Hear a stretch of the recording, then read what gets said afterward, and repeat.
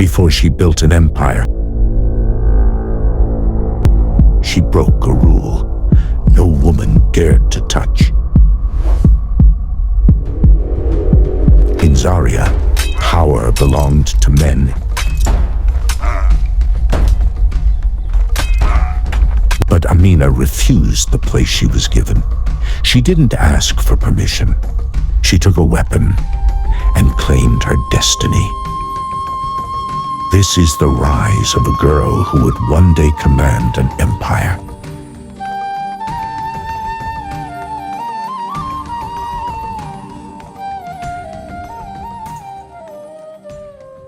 To understand Amina, you must first understand the world that forged her. The 1500s. While Europe argued over religion, West Africa prospered through trade. The Hausa kingdoms, 7 cities, 7 rulers, endless competition. Kano, Katsina, Zazau, Gobir, Rano, Iran, Dora, each city a rival, each ruler hungry for power, and running through them all, the trade routes. Gold from the south, salt from the Sahara, cola nuts, leather, and slaves. Control the routes, control the wealth. Zazau sat at the crossroads, not the largest city, not the richest, but positioned where every caravan had to choose, go through Zazau or go around. In 1533, a daughter was born to Queen Bakwa Turunku of Zazau. They named her Amina. Her mother ruled as regent until her brother came of age. Her mother showed her that women could hold power. But in Hausaland, female power was meant to be temporary, a placeholder until the men were ready. Amina had other plans. While other noble girls learned poetry and weaving, Amina learned to ride. While they practiced court etiquette, she practiced with the spear. Her mother's advisors whispered, "Unnatural?" Her father's generals watched, "Interesting." Her brother laughed. "Let her play warrior. She'll marry soon enough." But Amina wasn't playing. She was preparing. By 16, Amina was riding with Zazau's warriors, not behind them, beside them. In 1549, the neighboring kingdom of Lupe attacked. Standard raid. Take what you can, burn the rest. Zazau's army rode out to meet them. And riding at the front, a princess with a spear. The chronicles say she fought like someone with nothing to lose, because she had everything to prove. Zazau won, the Nupe retreated, and Amina came home not as a princess who'd seen battle, but as a warrior who happened to be royal. In the council halls of Zazau, her skill raised admiration and fear. The surrounding lands tremble at her name, but she defies the natural order. Over the next decade, she rode on every campaign, every raid, every defense, every conquest. The warriors stopped seeing a princess. They saw their most fearless commander. We must secure this alliance through her marriage. It is the only way to protect the trade route. But there was still a problem. A woman could fight for Zazau, but could a woman rule it? The nobles had plans for Amina. Marry her to a neighboring prince. Strengthen alliances. Use her as a bargaining chip, like every royal daughter before her. Your Majesty. Princes came bearing gifts, promises of unity, trade, power. Amina refused them all.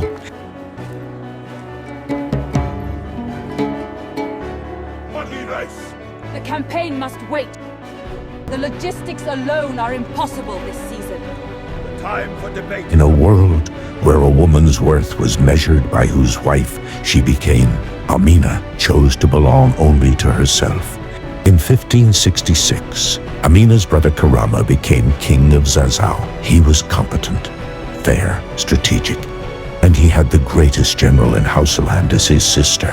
For 10 years, they ruled together. He made policy, she made war, and Zazao expanded.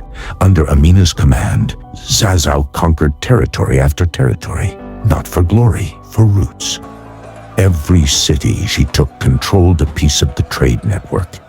Every victory made Zazao richer. Every conquest brought Karama more power. But Amina did something unusual for a conqueror. She didn't just take cities, she held them.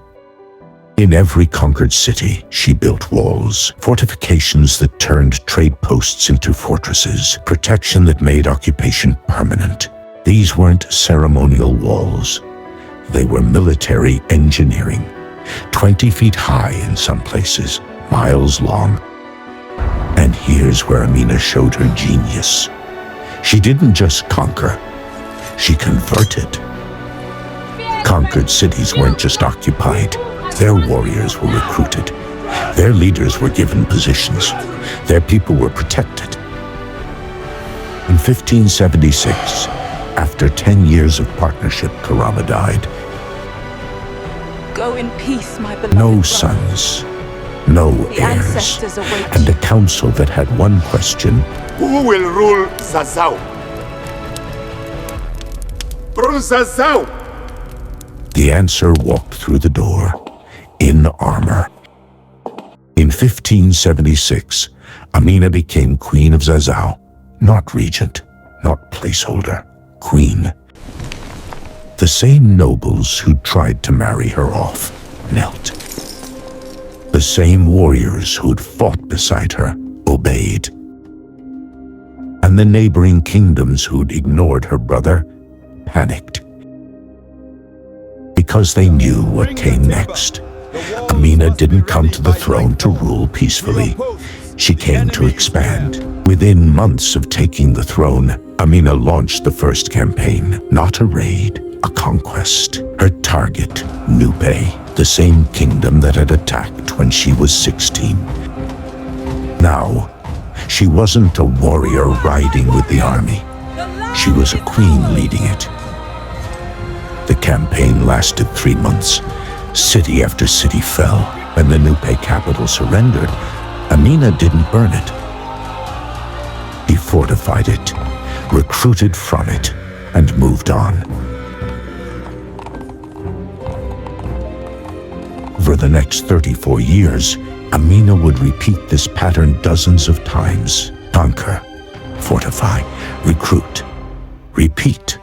Katsina, Kano, Gobir. One by one, the Hausa kingdoms fell.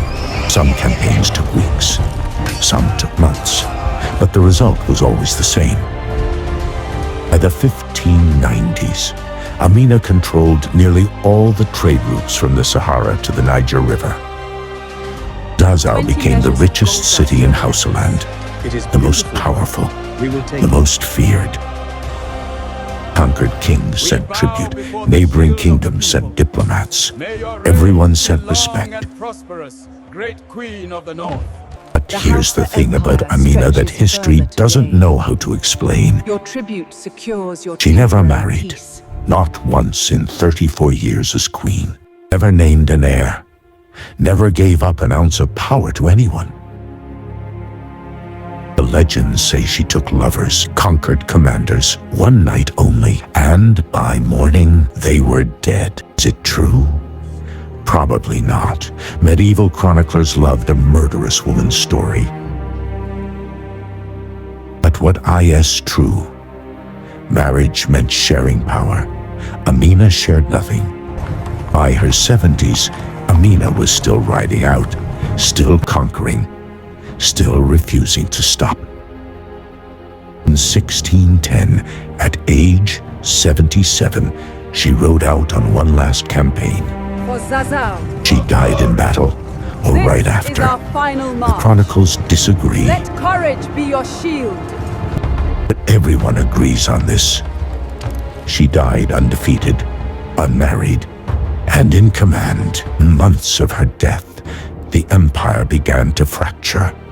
Conquered kingdoms rebelled. Alliances dissolved. Without Amina, there was no one strong enough to hold it together. Her successors were competent men, We must act now. but they weren't Amina. Weeks, yet nothing is done. Order. We must Within a generation, the empire was gone. Zazao was just Zazao again. But the walls remained, and the stories.